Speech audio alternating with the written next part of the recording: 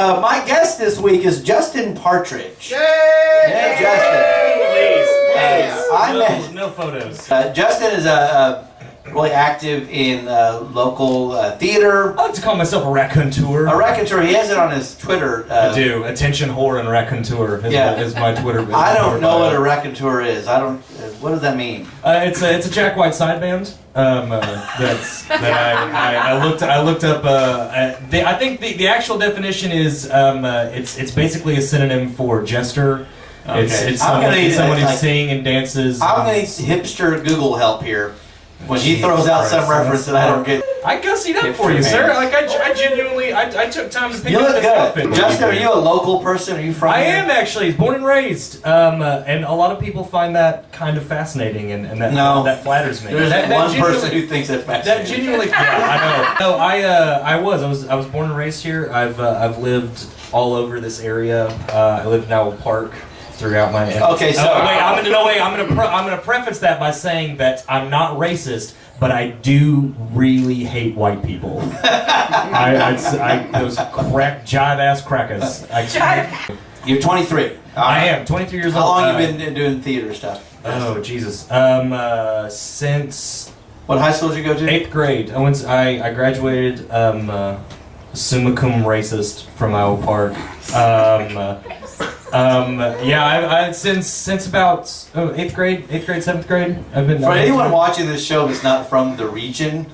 Oh yeah, Owl Park's super racist. Owl Park is a horrible. And I even said that directly into the camera, and a bunch of people from Owl Park are being like, "We're." Well, we're surrounded by a handful of what they call sundown communities, right? Yeah. What?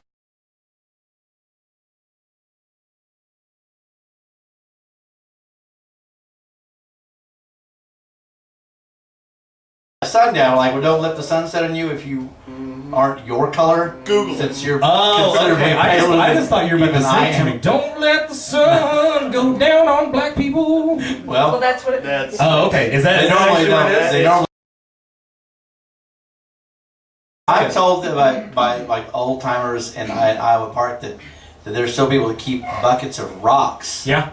On their front porch, the buckets of rocks on the porch. Apparently, I'm just passing along what someone told me, and it sounds reasonable enough. Totally true. In a Wichita County sort of way. What does it mean? That they used to, if a black person walked down your street, you threw rocks at them. They would just be sitting on the porch and then just start whipping. Boy, high tech. Yeah. Now the bucket of rocks. Bleeding edge technology in Owl Park. So now the bucket of rocks is symbolic. I don't know that they're still throwing rocks, or that any black person in any sense would walk down the street, but the buckets are still out there as sort of like a. It was really funny when I started the year before I graduated. There was a black family that moved in to Iowa Park, and everyone thought that was like such a progressive selling point about. They're like, "We've got black people now. It's totally cool to come here." And New improved Iowa Park. Yeah, exactly. Now with blacks. It was awesome. It was so funny to me. That was like they were this close to putting it on the sign. You are constantly involved in some, and this is, again, if you're not from here, this is a real thing and it's not dirty. You are constantly involved in a backdoor theater project. Yes. The next thing that we're doing is called Drain Pipes 9. Drain Pipes 9. No, it was a gay sex joke that I was trying to make it. It didn't land. There's backdoor theater in Wichita theater. I'm one of the few what I have to call free agent actors, because there's a group of there's rivalry between the two. Well, not so much rivalry. It's just the fact that it totally is. I was just trying to be diplomatic. No, I was really just trying to be diplomatic about it. But no, there's a group of local actors that mainly just do stuff at backdoor theater, and there's a group of actors that just do stuff at Wichita theater. You play for both teams. So what was the last show you did? Last show that I just closed was The Producers. And that was it. Backdoor theater. It was a main stage show, and it was. I cannot say this enough. It was a dream come true for me. Mm-hmm. I never in a million years thought that I would be able to do that show, and not only did I get to do that show, but I got to be Leo Bloom. It was the role that. As soon as I saw it, or as soon as I had heard it when it came out on Broadway and it won all those Tonys, and And then the movie came out. I was obsessed with it. I learned every single song, and I never at any point in time thought that I would be able to do that. And So you're directing the project you're doing now, correct? Yes, it's my debut show, and I'm going complete Cronenberg with it. There's buckets of blood that I'm What's the name of the show? Thoroughly Modern Millie. Thoroughly. Yeah, and there's body horror and viscera, and I'm taking a complete dark turn with it, and they're never gonna let me. It's a musical. Yes, very much musical. I don't know the first thing about. Have you not seen Thoroughly Modern Millie?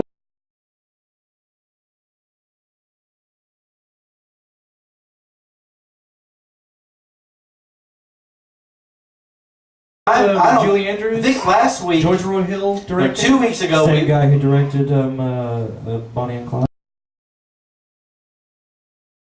2 weeks ago, we covered the fact that I don't read. Now we're gonna.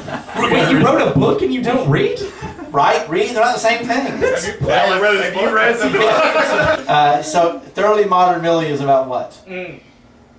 It's very much And listen, straight fucking answer already. No Cronenberg references. Yeah, I didn't even get it. I was like, yeah, it's no, the oh, fact that you just context clues. I literally It's not for real. I saw a blank thought bubble above your head. It's very much a it's about Millie Dilmount, who is a easy. It's wow. That's See, not I even a was making joke. stuff up. That's not even a joke. Somebody Google that. It's it's her name is Millie that one Dilmount. on Her name is VHS. Millie Dilmount. From the old days. You have earned the crowd's skepticism. Exactly. Nobody believes you. She grew up in Kansas, and it's basically a very much a small town girl with big city dreams. Okay, all right. And she checks into this hotel for young actresses, and I've been describing it as it's like an '80s Ramis comedy with music, because it's.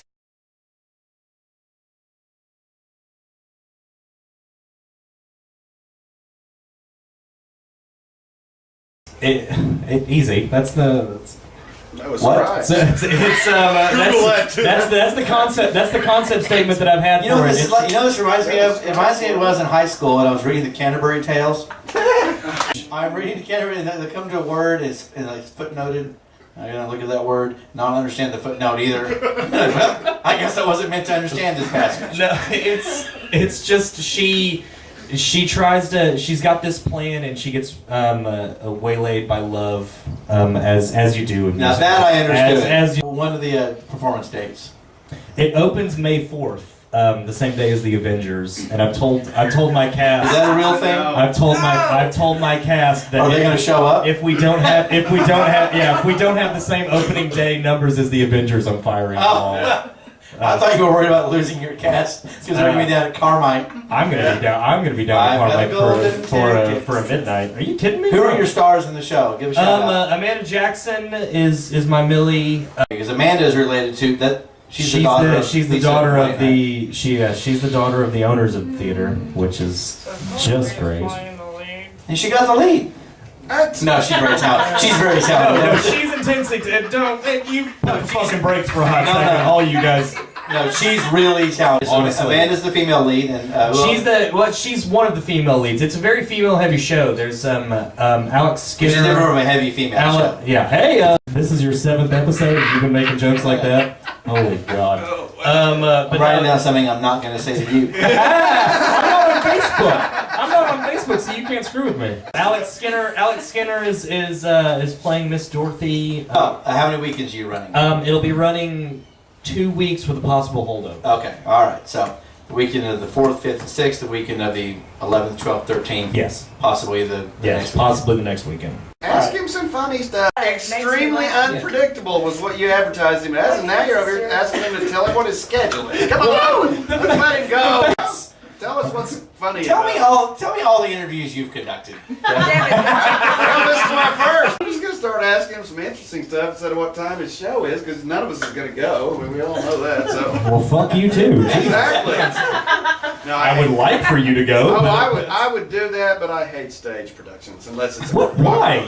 No, hang on. You don't want to know. You hate stage productions? Nothing good happens on a stage unless Ozzy's up. That is bullshit. That is absolute bullshit. That's why I don't go. No, Oh, they're I'm about to awful. flip a fucking table right now, Lee. This is a rental. I used to be involved in a little community theater. This was up in Duncan, and I directed one show in was 1993, was 94 maybe? No, it was 93. 92. No, Margaret was alive. The fact that No, you're asking. Margaret was not yet. She was almost alive. Oh dear, what a horrible man I was. And I was Wow. almost about to kill you. I directed A Few Good Men. Oh, that's an amazing show. And, Aaron Sorkin. I've always wanted to be in that. So between the time that we cast the show and then opened the show, the 10 or so male cast members each gained, I swear to God, an average of 20 pounds. Jesus. Like for some, it was like there was something in the air or in the water, or we're all taking steroid treatment. Were you were you a stern director? Or We did were you- the did you we direct were the Iron Fist? fattest Marines and Navy, and It was hard to find really good No PT whatsoever. our poor Did you costume have to change director. to McHale's Navy? The cast just blew up. Like we were all. This was over pregnant. the run of the show, or this over This the was rehearsal from process? rehearsal up to opening night. Jesus. So yeah, we all, including myself, everybody got fat during. It wasn't like we were rehearsing with donuts and Dr. Were you Peppers. stressing them out? Take a mulligan off. Jack, fucking cut this. No, Jack. No.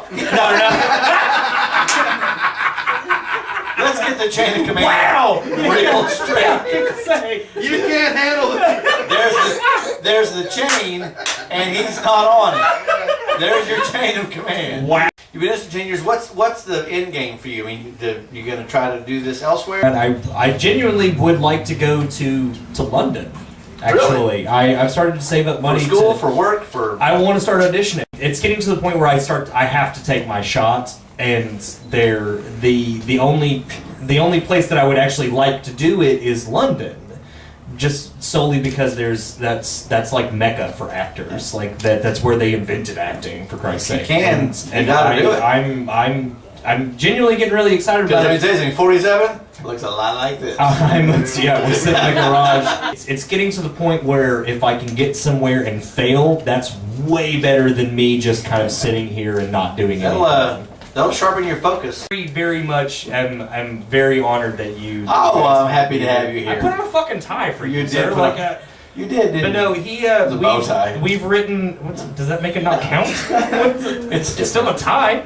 He's George Will. Leave We've him alone. written George F. Oh, them You fighting marked words. that Them reference. fighting words. But right there. we've written Highlander gang. we've written a couple things together.